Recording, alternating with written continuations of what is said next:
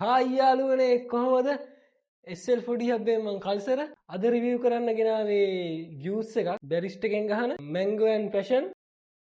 අපි බලමු මේකේ රස කොහොමද, ක්වොලිටි එක කොහොමද, 10න් කීයක් දෙන්න පුළුවන්ද කියලා. බැරිස්ට් එකෙන් ගහන මම හිතන්නේ මේක අලුත් ප්‍රොඩක්ට් එකක්. මේකේ මිල වෙනවා 790ක්. මේකේ මිලිලීටර් 250ක් තියෙනවා. සීනි ග්‍රෑම් 8ක් තියෙනවා.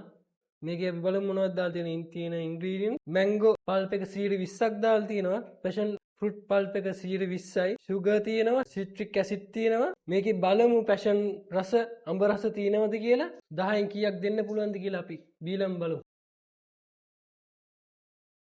අපි මේක හොලවලම ගමු.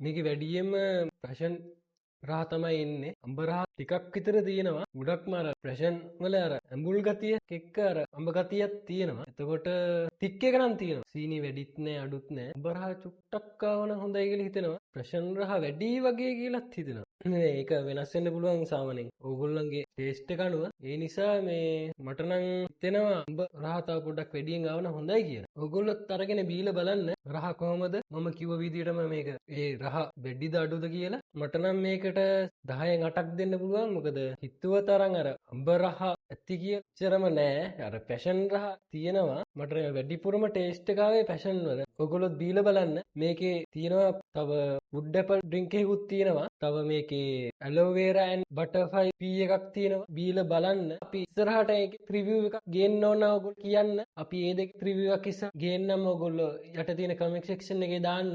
අපි හැමෝටත් ඉස්සරහට ඒ දෙකේ රිවිව් එක ගේන්න. එහෙනම් තව අලුත් වීඩියෝ එකකින් හම්බෙමු. මම SL ෆුඩි හබ් කල්සර.